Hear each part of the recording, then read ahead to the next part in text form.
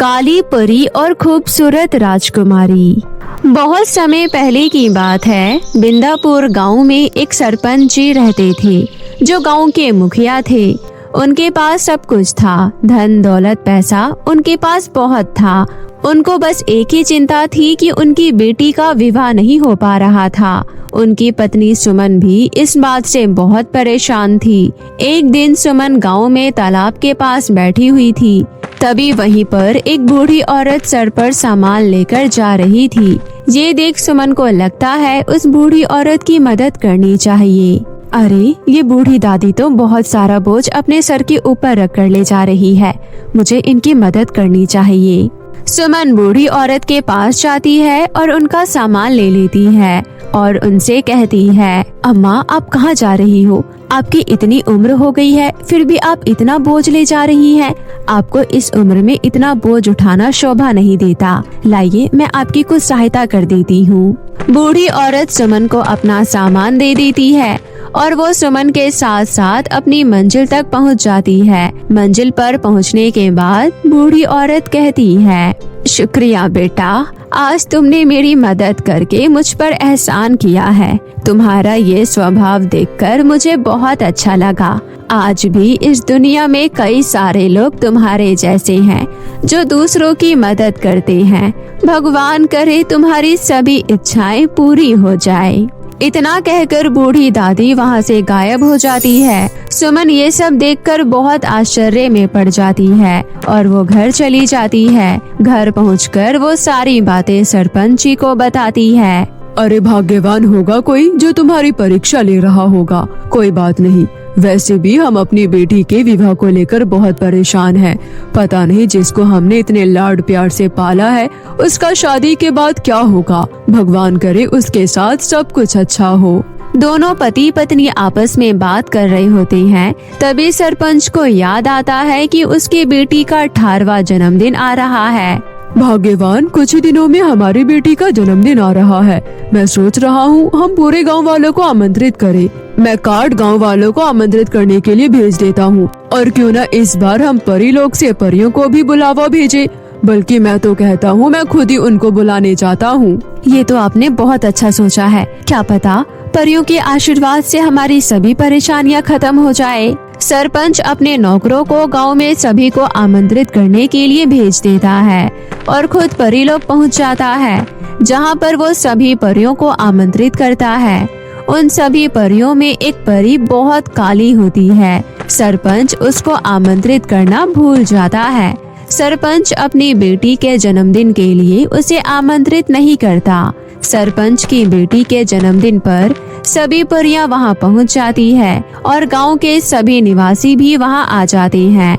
सभी परियों को परिलोक में ना देखकर काली परी ये पता लगाती है कि वो सभी लोग कहाँ गई हैं। काली परी अपने जादुई गोले में देखती है कि सभी परियां पृथ्वीलोक पर सरपंच की बेटी के जन्मदिन पर गए हैं। ये सरपंच ने मेरे साथ बिल्कुल अच्छा नहीं किया है। अब उसके साथ कुछ अच्छा नहीं होगा। इतना कहकर काली परी पृथ्वीलोक पहुंच जाती है। सरपंच, तुमने सभी परियों को आमंत्रित कर दिया, परंतु तुमने मुझे नहीं बुलाया। मैं जानती हूँ तुमने मेरा ये काला रंग देखकर मुझे आमंत्रित नहीं किया है, पर तुम्हें इस भूल की सजा जरूर मिलेगी। तुम्हें माफी नहीं मिलेगी। तुमने मेरा अपमान किया है, इसलिए मैं तुम्हारी बेटी को श्राप देती हूँ कि वो इसी समय काली हो जाए, उसका रंग काला हो जाए और कोई भी उसे पसंद ना करे। नहीं नहीं काली परी, ऐसा ना कहिए।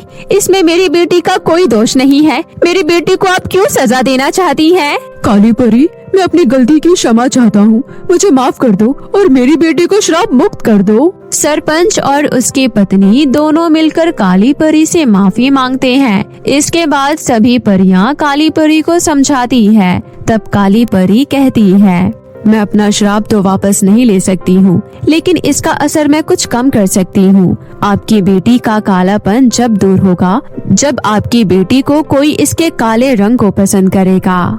इतना कहकर वो सभी परियां वहां से चली जाती है। यहाँ सरपंच और उसकी पत्नी दोनों बहुत परेशान हो जाते हैं। इसी तरह दिन बीत रहे थे। एक दिन सरपंच की बेटी जया जंगल में घूम रही होती है और वो पेड़ पौधे, पशु पक्षियों, नदियों और झरनों से बातें करती है। जया को उन सब से बातें करना बहुत अच्छा लगता था। तुम सभी लोग कितने अच्छे हो, तुम लोग बहुत अच्छे हो, तुम लोग कभी भी काले गोरे रंग में भेदभाव नहीं करते हो, काश पूरी दुनिया ऐसी ही होती। जया बातें कर ही रही होती है, तभी उसे एक व्यक्ति की आवाज आती है। बचाओ, कोई मुझे बचाओ, ये शेर मुझे खा जाएगा, जल्दी आओ, कोई बचाओ मुझे।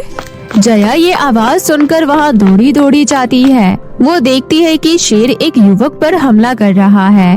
तभी जया शेर के ऊपर डंडे से वार करती है और वो शेर वहाँ से भाग जाता है।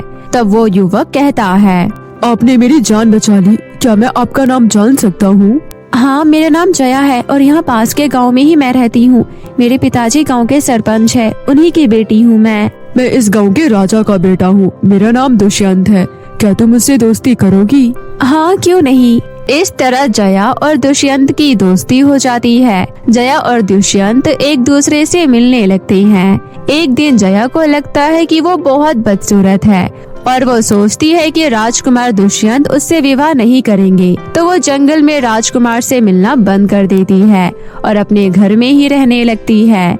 यहाँ राजकुमार दुष्यंत ये सोचकर परेशान होते हैं कि जया आजकल उनसे मिलने क्यों नहीं आ रही है।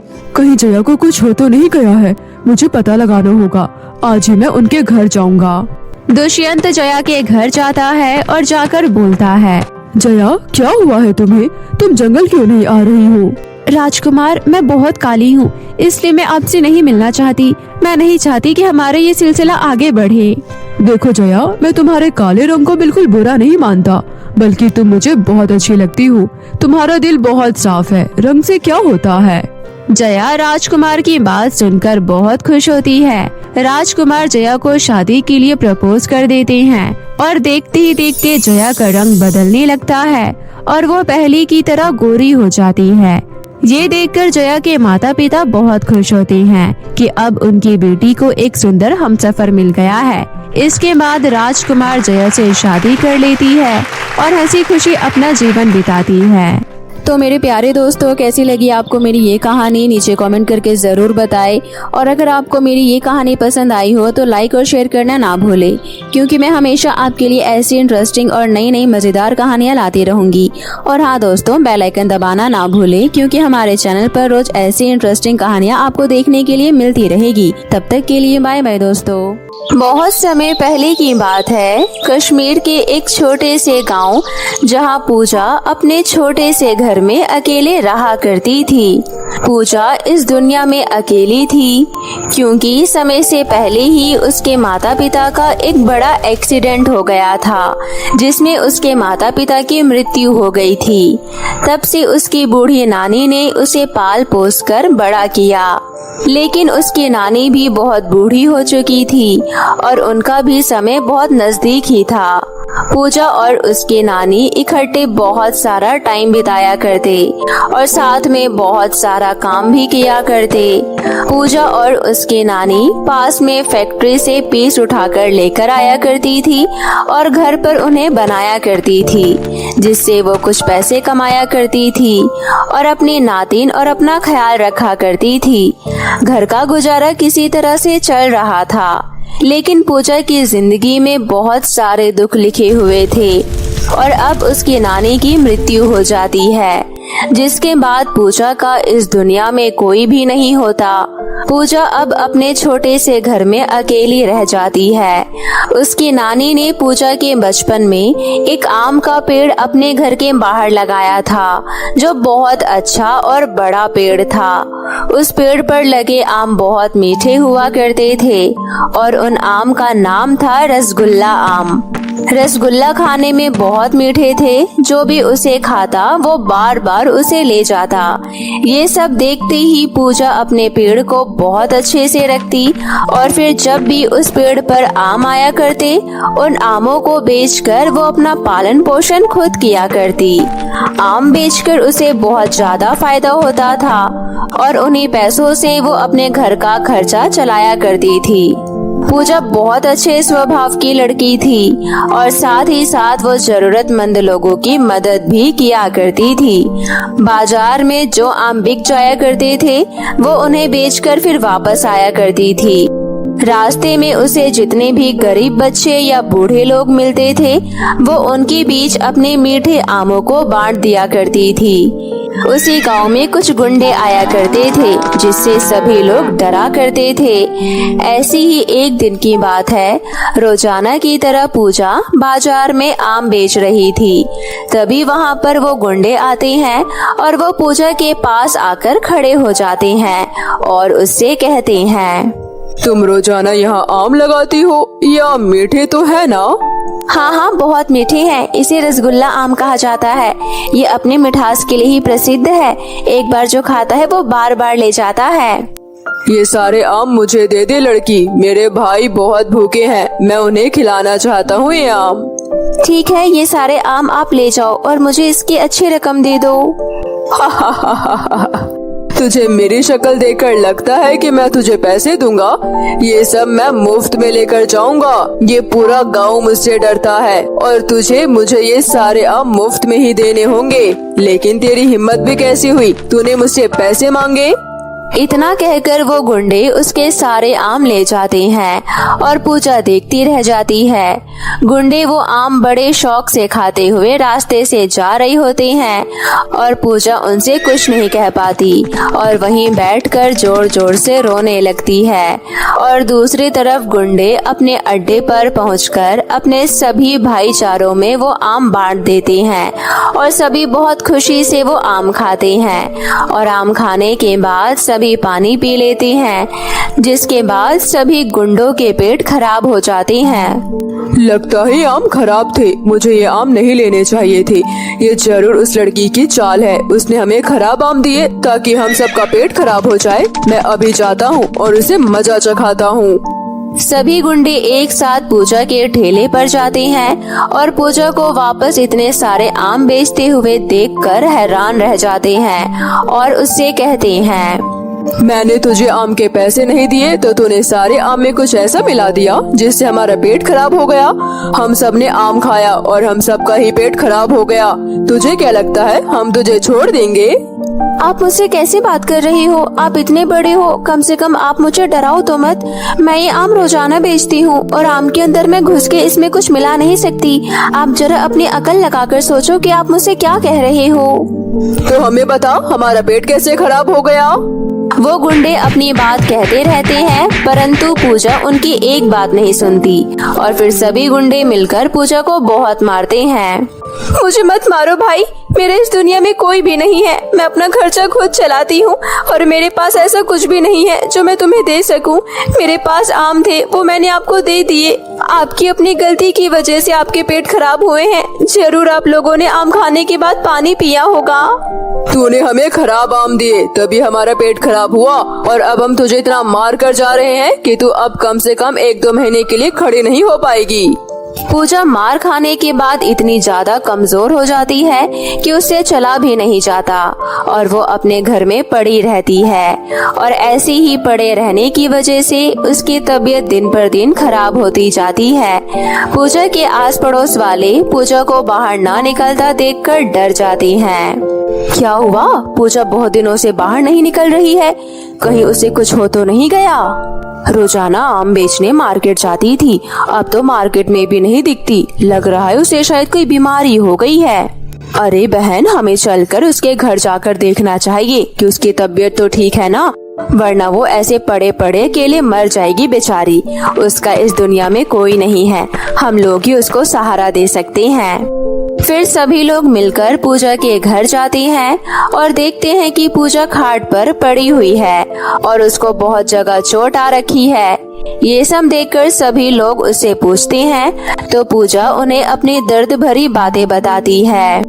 उन गुंडों ने तो हम सबका ही जीना हराम कर रखा है। क्यों ना हम सब मिलकर उन गुंडों की कंप्लेंट गांव के नेता से करें और नेता ही हमें उनसे बचा सकता है।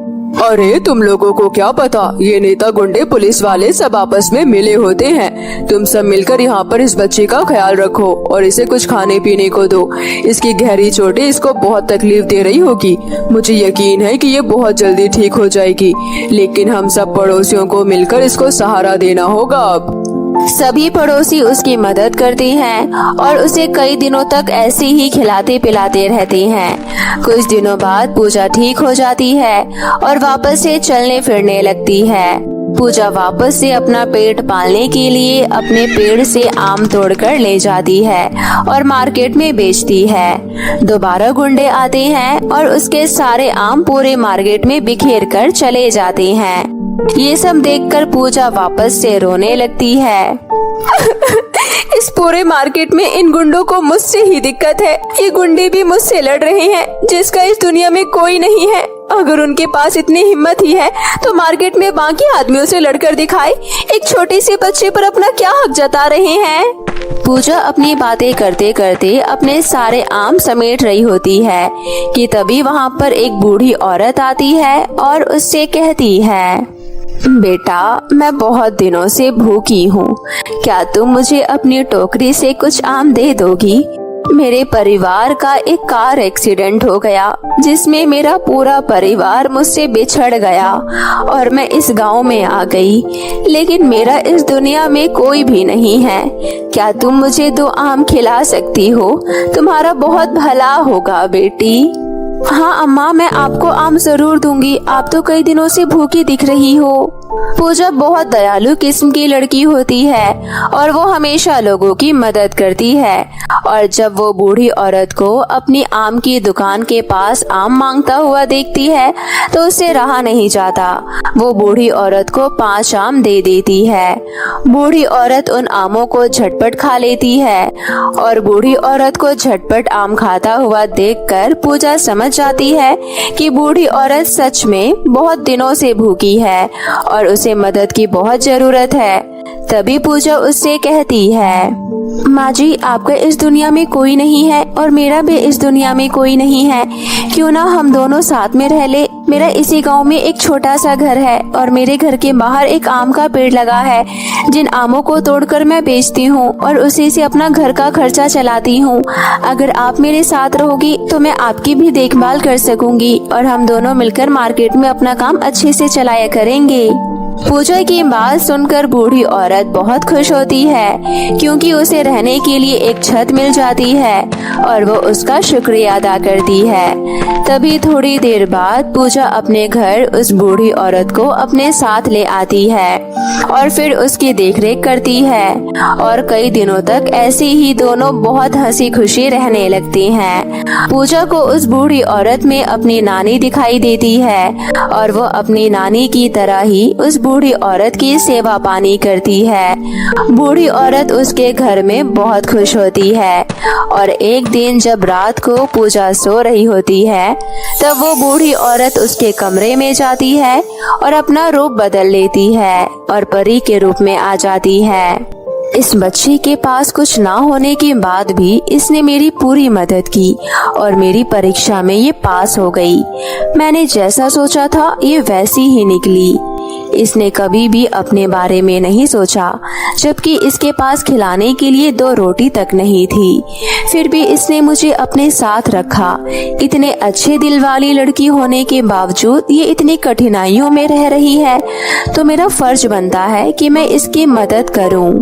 इतना कहकर परी अपनी छड़ी घुमाती है और कहती है, इस बच्ची को दुनिया की हर खुशी दे दो और इसे रहने के लिए अच्छा घर, खाने के लिए ढेर सारा खाना और कपड़े आदि दे दो।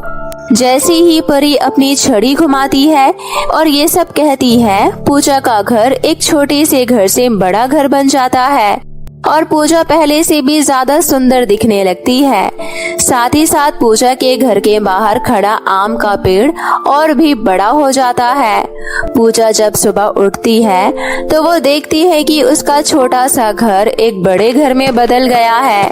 ये सब देखकर वो बहुत हैरान होती है और वो पूरे घर में उस बूढ़ी औरत को ढूंढती है। अरे, ये सब अचानक कैसे हो गया और मेरी नानी जैसी दिखने वाली बूढ़ी औरत कहाँ गई? अब मैं उन्हें कहाँ ढूंढूं? पता नहीं वो कहाँ गई होंगी, कैसी हालत में होंगी और ये पता नहीं मैं कौन से घर में आ गई। पूजा जब बूढ़ी औरत को ढूंढते ढूंढते घर के बाहर आती है तो वो देखती है कि वो तो अपने गांव में ही है, लेकिन उसका वो छोटा सा घर एक बड़े घर में बदल चुका है और उसमें सारी जरूरत की सामान रखे होते हैं। तभी पूजा समझ जाती है, मुझे लगता है ये सब उन बूढ़ी औरत का ही किया है, क्योंकि कल तक तो मेरे घर में खाने पीने की कोई भी चीज नहीं थी और मेरा घर एक छोटा सा घर था, लेकिन रातों रात ऐसा हुआ क्या जो ये सब बदलकर इतना अच्छा हो गया कि मुझे अपना घर ही पहचान में नहीं आ रहा। और फिर बूढ़ी औरत भी घर पर नहीं है, इसका मतलब वो कोई मामूली बूढ़ी औरत नहीं थी, वो कोई परी थी। लेकिन जो भी हो, जिसने भी मुझे ये सब दिया हो, मैं उसका दिल से शुक्रिया अदा करना चाहती हूँ, क्योंकि मेरे पास इतनी सारी दिक्कतें थी। मैं अपनी इस छोटी सी उम्र में कैसे सब कुछ सहन कर पाती, और उन गुंडों ने तो मेरा जीना हरामी कर दिया था। अब मैं बाजार में अपने आम की दुकान नहीं लगाऊंगी। पूजा इतना कहती है कि तभी घर में से आवाज आती है, तुम चाहो तो अपने आम की दुकान लगा सकती हो, तुम्हें किसी से भी कोई डरने की जरूरत नहीं है। और तुम बिल्कुल ठीक समझी, मैं कोई बूढ़ी औरत नहीं थी, मैं एक जादुई परी थी और मैं तुम्हारे लिए सब कुछ अच्छा करना चाहती थी। लेकिन उससे पहले मैं तुम्हारी एक परीक्षा लेना चाहती थी और तुम्हें पता है कि तुम उस परीक्षा में पास हो गई, जिसकी वजह से मैं बहुत खुश हूँ और मैंने तुम्हें ये सब अपनी मर्जी से दिया है। अब से तुम मेरी नजरों के सामने ही रहोगी। तुम बाजार में अपने आम लगा सकती हो और किसी की कोई हिम्मत नहीं जो तुम्हें कुछ भी कह दे। अरे मेरा घर तो एक जादुई घर बन चुका है, मेरा घर बोलता भी है। मैं तो बहुत खुश हूँ। परी जी, आपने मेरी मदद की और मैं आपको दिल से धन्यवाद देना चाहती हूँ कि आज अगर आप ना होते तो मुझे वो गुंडे बहुत परेशान करते। इतना बोलने के बाद पूजा अपने आम को वापस से इकट्ठा करती है और मार्केट में बेचने जाती है और साथ ही साथ पूजा गरीब लोगों की मदद भी करती है। ये सब करता देख पूजा के व्यवहार से गरीब लोग बहुत खुश थे, क्योंकि उन्हें एक सहारा मिल गया था जो उनका पेट भरता था और उन्हें भूखा भी नहीं सोना पड़ता था। अब पूजा के पास किसी चीज की कोई कमी नहीं होती। पूजा अपनी आम की दुकान भी बड़े शौक से लगाया करती और गरीबों की मदद भी किया करती।